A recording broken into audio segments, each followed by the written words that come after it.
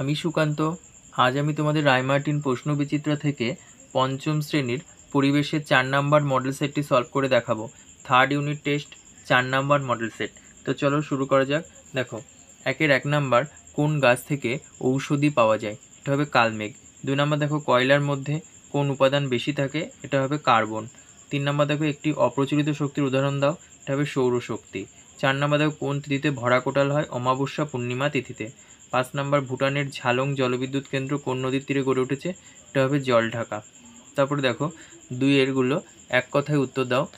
গৌণ জোয়ারের মূল কারণ কি? এটা হবে পৃথিবীর ঘূর্ণন। তারপরে 2 নম্বর দেখো, কোন দেশে প্রথম কাগজ তৈরি হয়? এটা হবে চীন দেশ। 3 নম্বর দেখো, ভারতের কোন রাজ্যে সুনামির ফলে বেশি ক্ষতিগ্রস্ত হয়েছিল? তামিলনাড়ু। তারপরে দেখো 4 নম্বর, পশ্চিমবঙ্গের প্রধান খনিজ সম্পদ কয়লা। কোথা থেকে গরম লাভা বাইরে বেরিয়ে আসে? আগ্নেয়গিরি থেকে। 6 নম্বর দেখো, মনুমেন্ট পশ্চিমবঙ্গের কোন জেলায় অবস্থিত? কলকাতা।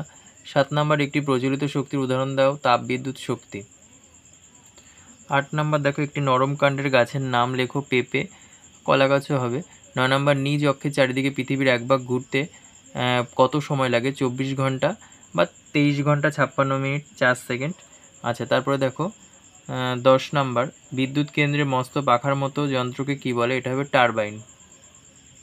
তারপর দেখো, 3 আগে একটি জীবাশ্ম জ্বালানি হলো কয়লা। 3 2, সূর্য থেকে অতিবেগুনি রশ্মি নির্গত হয়। 3 3, চাঁদ পৃথিবীর চারপাশে ঘুরছে।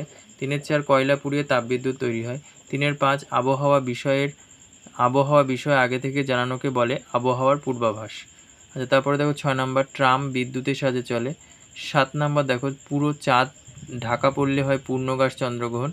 8 নম্বর দেখো, নোংরা জলে সাঁতার কাটলে ত্বকের সমস্যা হয়।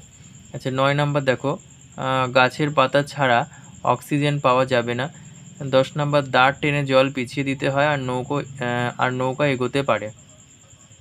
4 নম্বর দেখো, স্তম্ভ মেলাও।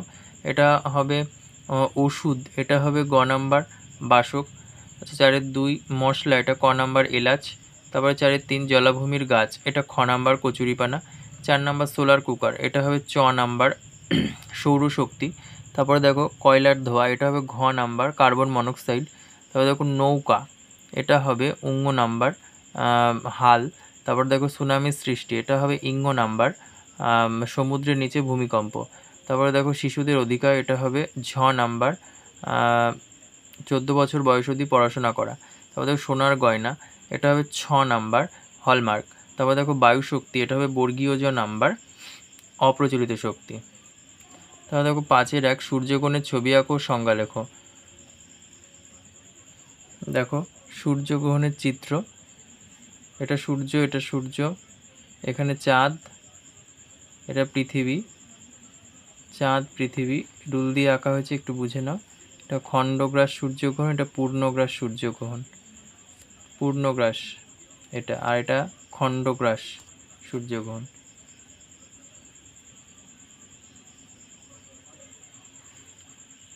দেখো, এটা খণ্ডগ্রাস সূর্যগ্রহণ আর এটা পূর্ণগ্রাস সূর্যগ্রহণ। দেখো, এই জায়গায় পৃথিবী থেকে সূর্যকে এই পজিশন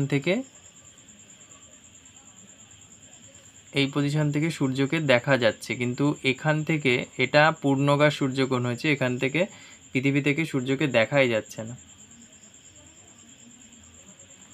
দেখো, চিত্র কয়ের ব্যাখ্যা দেখো। প্রথম চিত্রে পৃথিবী, চাঁদ ও সূর্য যেহেতু এক সরলরেখায় নেই, তাই পৃথিবী ক স্থান থেকে সূর্যের খানিকটা দেখা যাবে। এই অবস্থানকে খণ্ডগ্রাস সূর্যগ্রহণ বলে।